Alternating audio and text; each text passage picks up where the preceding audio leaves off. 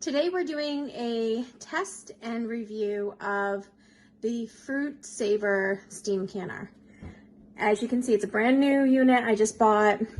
Up here we have the heat indicator, and what we're gonna do is I've just filled it with water. So when you're filling the unit, you fill it so that it's level to the jar rack. So we've got that on. So I'm gonna go ahead and put it on the stove and start heating it up. And I'm gonna heat it to about 140 degrees because I'm gonna simulate a cold pack. And I'm gonna fill 4 jars without lids with water of equivalent temperature so we can start the test. All right, I've got 4 jars here filled with water, and we're gonna go ahead and put the cover on. Now, according to the manufacturer's directions, we're going to let this build heat until the needle goes over into the green zone. Now, there's 3 different zones here, 4 different sea levels, level 1, 2, and 3. I am in level 1, so I'm going to use this darker green zone there. And once the canner is up to temperature, we want that needle to go as far as it will go. So the first test of the canner, and it's recommended to do this annually, very much like a pressure canner. The first test can take 25 to 45 minutes. I've already had the unit heated up once just because I wanted to see how it worked before putting anything in it. And so now we're gonna go ahead and test it. But once we get up into this green phase, and once the needle stops moving in that green phase, we're gonna mark it because that is the optimum temperature for you to can at. So when you're doing the test feature each year, you're gonna mark that zone, and you wanna make sure when you're canning, you stay consistently that zone, at that point. You don't want it to drop below. Just like with a pressure canner, if you drop below and lose heat, you would have to start your time over. Another important thing to note is that the manufacturer does say that there is some steam loss that happens around here, and you can also have some rattling of the lid. However, any lifting or spurting out of water, you would want to slowly decrease the temperature. You want to make sure you do it slow, just like you would a pressure canner, because you don't want to lose momentum as far as building up your temperature, and you certainly don't want your needle to fall below that optimal point. So you can see the indicator needle has already moved about halfway, and you can hear the pan is rumbling. Okay, so as you can see, we have some spitting of water, the lid is lifting, and we have puffs of steam coming out. So we're gonna go ahead and slowly roll back the temp.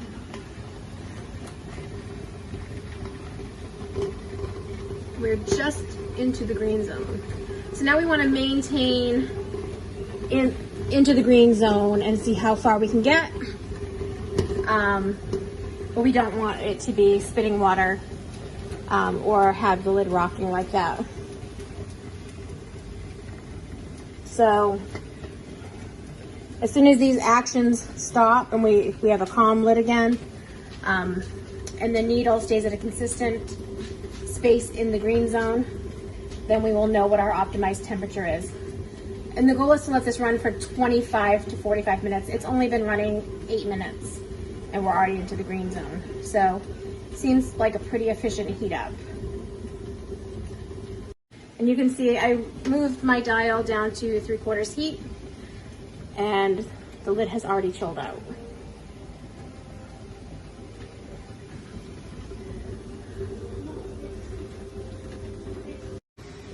Okay, so here's drawback number 1 that I'm noticing. I'm going to mark my canner. And you can see it looks like the needle's hit, right? When I turn my phone, you can see it looks as though the dial has moved, but it's not. See how it looks lower than that black mark now? Now it looks higher than that black mark. Now it looks like it's on the second black mark. So that is negative number 1. Okay, so I'm measuring from the floor to the top of the canner, which is about 46.5 inches maybe. So I am 5'3", and without standing on a stepping stool, it is not very easy. So if I put my phone face height, it is not easy for me. I have to get up on my tippy toes, and that puts you at risk of getting burned by the steam. So right off the bat, I can tell you that this would be way more effective if this dial were facing outward, like a pressure canner, so that you could read it with some degree of accuracy, instead of the perception of having to use your phone, and then the angle of your phone throws off the reading. For 45 minutes, it's not gone off of that. What I ended up doing is filling in between both those marks, standing on a stool, hovering above. That is the accurate reading.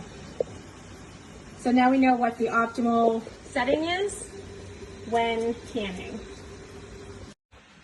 All right, so we've gone 5 minutes past shut off, and now we're going to open the canner and take out the jars. And there we have it. And you can see we'll have to replenish the water level. You do want to be careful not to run these dry because it can ruin the canner. So they have a maximum running time of 45 minutes, no longer.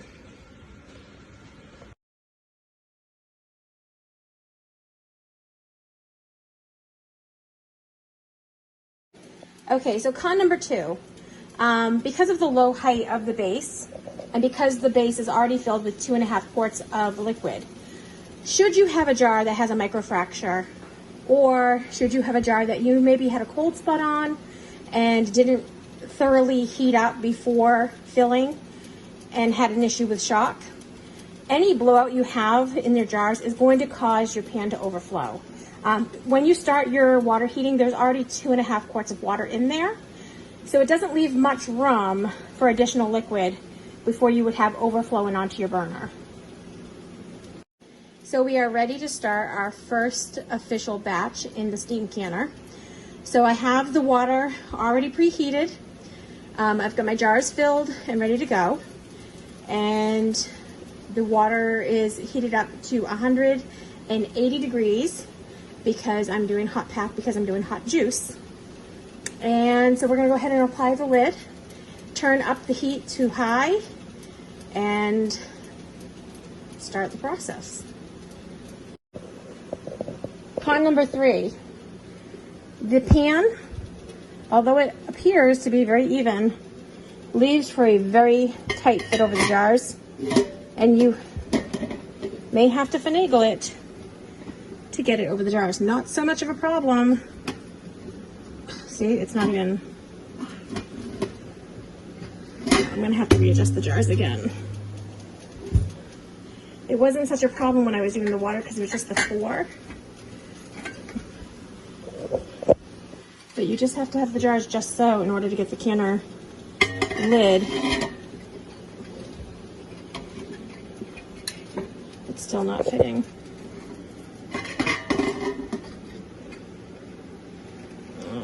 Okay, let me shut this off and I'll be right back.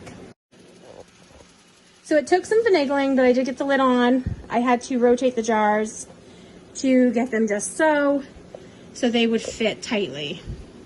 And you can see my lid is on there snug now. So now it's time to turn up the temperature to high. I just rolled back the temperature. We had some lid lifting along with some steam escape, which is normal. You can see there's a rather consistent steam from the back from the vent hole, which is normal. But any type of lifting or spitting of water, and you want to dial that gauge back just a little bit so that you maintain a slow boil, but not a rolling boil, because you don't want to lose liquid faster and having the unit go dry. And let me just step up on my stool so I'm not going by the video. We're almost at ideal temperature. As soon as we hit that, we will start our timer.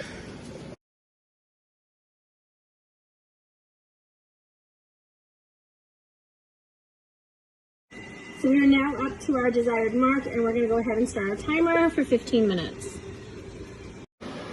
So you can see I've pretty much had to consistently dial the temperature gauge on my stove back. With just the 4 jars of water when I ran the test, I was able to keep it at 3/4 heat pretty much the entire run.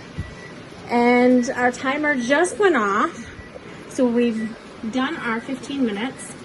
Now we're going to shut off the burner and run an additional 5 minutes, or I shouldn't say run, I should say allow the jars to rest in the canner for an additional 5 minutes.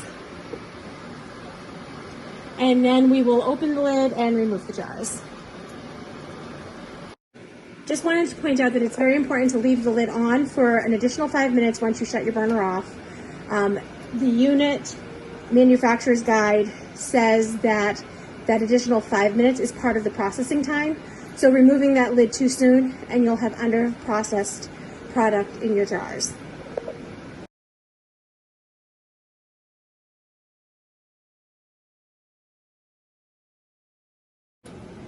So I just removed the lid and now we're going to remove the jars.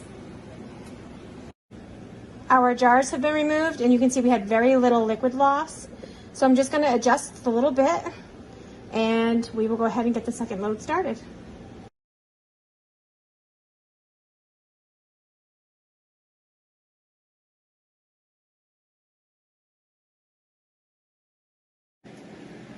Pro number 1 of the Fruit Saver steam canner would have to be its size. You can see on my range there's plenty of room for me to use other burners for whatever I'm heat prepping, for canning, or even to make a meal. So that's a definite bonus. Another perk of this canner is that it does come up to temperature very quickly. Within 10 minutes we were in the green zone. Within 15 we were at the desired point for optimal temperature. So very, very efficient. Pro number 3 with this canner. It is super water efficient. It only takes 2.5 quarts of water to bring the water level up to the level of the rack, and very small amounts to adjust the water level back up thereafter. So if you live in a home or an area where water is an issue, this is definitely a canner you want to consider for water efficiency. Perk number 4. Perk number 4, and probably my favorite, has to be the rack and how stable it is. You can load or unload as uneven as you want to, and you don't have any issues with the rack tilting or flipping up on you. It's super stable thanks to the number of feet it has underneath it. And unlike a traditional water bath canner that has crooks in the handles that rely on sitting on the edge of the canner, this sits on its own feet. So it's not going to fall in, causing boiling water to splash on you, like I've had happen in the past, and offers you a super stable, safe way to put your cans in or out, regardless of the method you use to load. So you don't have to worry about loading balanced one side to the other. And here you can see what I mean. You have 6 feet on the rack that allow it to keep its stability at all times. Overall, I would definitely recommend the Fruit Saver steam canner. Atmospheric canning is relatively new to the canning world, but it's proven to be a really great tool. The few cons that I noted in the video really weren't enough to discourage me from recommending or buying the unit myself. The biggest one would have to be the placement of the heat indicator. And I'm hoping that in the years to come, as they update models and redesign units, that maybe they'll consider changing the way that indicator is placed so that operators of shorter stature don't have to use a step stool. But truly, that's not enough of an issue to discourage me from recommending this as a good purchase. As long as you maintain your canner by following the manufacturer's guidelines, not running it longer than the 45-minute period, and doing that annual checkup on the heat indicator, I see no reason why you shouldn't buy this canner. So I would definitely give this a recommend.